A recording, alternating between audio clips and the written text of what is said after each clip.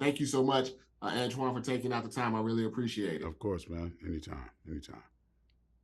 After the Equalizer 2, was it always your plan to go into this trilogy, or did you guys, you and Denzel, have to be kind of convinced there was more to the story that had to be told? You know what, man? We looked at each script on its own, like a separate film. You know what I mean? Just one at a time.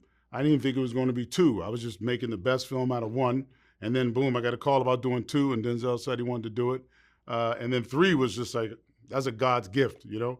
Um, and so I think Richard Wank did a good job tracking the character, and our job was to make sure that the message was the first one was finding purpose, the second one was making peace with your past, and this one is about finding a place. So yeah, you know, all a blessing, man. And each movie seems to, like you said, has kind of a different feel to it. This one, and let me know if I'm wrong with this, from a director's standpoint, it almost has a little, with the action scenes, a horror element to it. The way that he's moving in this movie, the third one, is a little different than the first one. Is that something that you guys think about, like an age progression and how he goes about handling his business? Yeah. You know, part of it is that, you know, the Camorra, the mafia, was terrorizing these people, right? And so when he decided to deal with them, they were gonna suffer. And there's a little bit of that, you know, terror.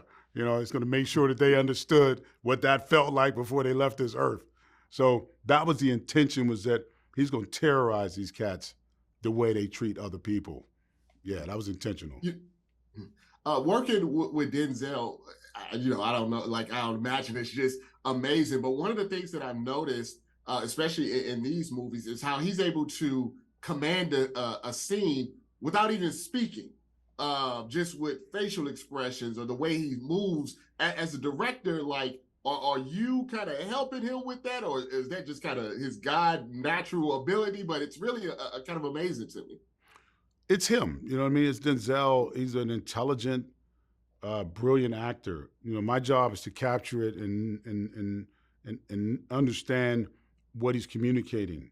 But that's the job of a great actor, is to communicate with us without even words.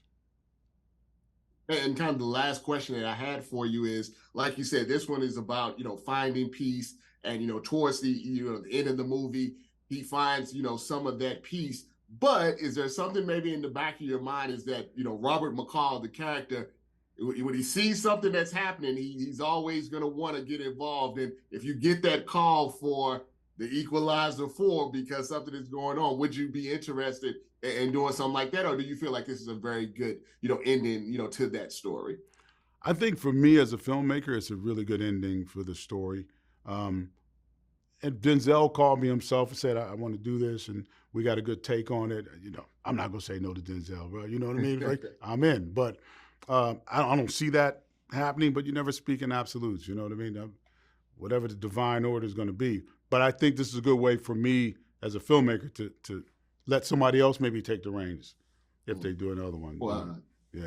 I really appreciate your time. The movie was excellent. I was really surprised. Like I said, three different movies with three different styles, but all come together, and it seems like, one long film. It was really well done, and you do excellent work. And thank you so much for everything that you do for the culture and young Black filmmakers as well. Thank you, my man. God bless you, man. Thank you.